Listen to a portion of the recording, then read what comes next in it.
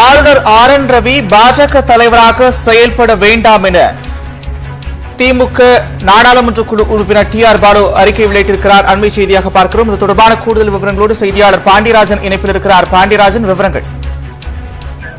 நந்தா, திராவிட ஆட்சியில் 50 ஆண்டுகளாக மக்கள் ஏமாற்றப்பட்டுள்ளனர் என்று நேற்றைய தினம் நிகழ்ச்சியில் தமிழக ஆளுநர் ஆர் என் ரவி பேசியது மிகுந்த சர்ச்சைக்குள்ளாகி இருக்கிறது. இது தொடர்பாக திமுகவினுடைய நாடாளுமன்ற குழு தலைவரும் பொருளாளருமான டி.ஆர். பாலு தற்போது அறிக்கை ஒன்று வெளியிட்டிருக்கிறார். அந்த அறிக்கையில் தமிழக பாஜகவிற்கு ஒரு மாநில தலைவர் போதும் என்றும் ஆளுநர் ரவி அவர்கள் பாஜக மாநில தலைவராக செயல்பட வேண்டாம் என்ற ஒரு கடுமையான விமர்சனத்தை வைத்திருக்கிறது. தமிழ்நாட்டில் பிரிவினையையும் மோதல்களையும் குழப்பத்தையும் கொந்தளிப்பையும் ஏற்படுத்த வேண்டும் என்ற ஒற்றை நோக்கத்துடன் உள்ளே நுழைந்து நாள்தோறும் சர்ச்சைக்குரிய கருத்துக்களையும் செயல்பாடுகளையும் செய்து கொண்டிருப்பவர் ஆளுநர் ரவி என்று விமர்சித்திருக்கக்கூடிய டி.ஆர். பாலு எந்த நிகழ்ச்சியில் கலந்து கொண்டாலும் சனாதனம், ஆரியம், திராவிடம், திருக்குறள், காலனி அளிக்கும் உள்ளிட்ட குறித்து அவர் கூறும் கருத்துகள் அபத்தமானவையாகவும் ஆபத்தானவையாகவும் இருக்கின்றன என்றும் பட்டியலின மக்கள் குறித்தும் அண்ணல் அம்பேத்கர் குறித்தும் அவதூறு பேச்சும் அவர் ஏற்கனவே பேசியிருக்கிறார் என்றும் அவருடைய திட்டம் என்ன என்பதை புரிந்து கொள்வது சிரமமில்லை என்றும் தெரிவித்திருக்கார். மேலும் வாக்குவாத பிரிவினை அரசியலை பேசி மீண்டும்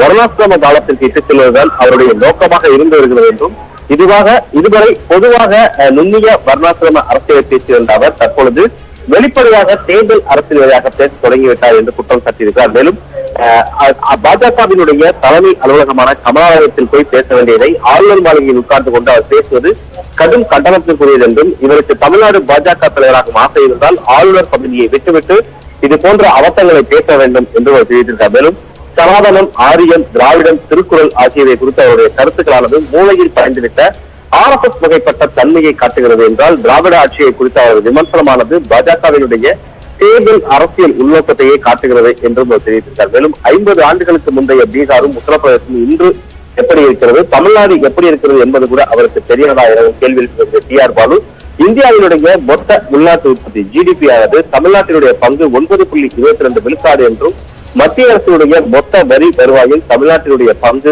6 விழுக்காடு என்பதையும் தெரிவித்திருக்கிறார். எனவே இந்தியா முழுமைக்குமான பணவீக்கம் இப்போது அதிகமாக இருக்கக்கூடிய சூழலில் தமிழ்நாட்டுக்கு மட்டுமான பணவீக்கமானது குறைந்திருக்கிறது என்றும் தற்போது இது அண்மையில் வெளியிடப்பட்ட மத்திய அரசு வெளியிடப்பட்ட புள்ளி விவரம் தான் என்ற கருத்தையும் தெரிவித்தார். இப்படியெல்லாம் தமிழ்நாடு வளர்ந்து விட்டது என்ற ஆத்திரத்தில் ஆளுநர் இப்படி பேசுகிறாரு என்ற ஐயம் எழுகிறது என்றும் தெரிவிக்கக்கூடிய அவர் திராவிட கட்சிகள் பிரிவினையை வளர்த்தது என்றால் அவர் தலையில் தேனில் தொடையில் காலில் பிறந்தவர்கள் என்று பிரித்தது திராவிடம் அல்ல ஆரியம் என்றும் அவர் தெரிவித்திருக்கிறார்.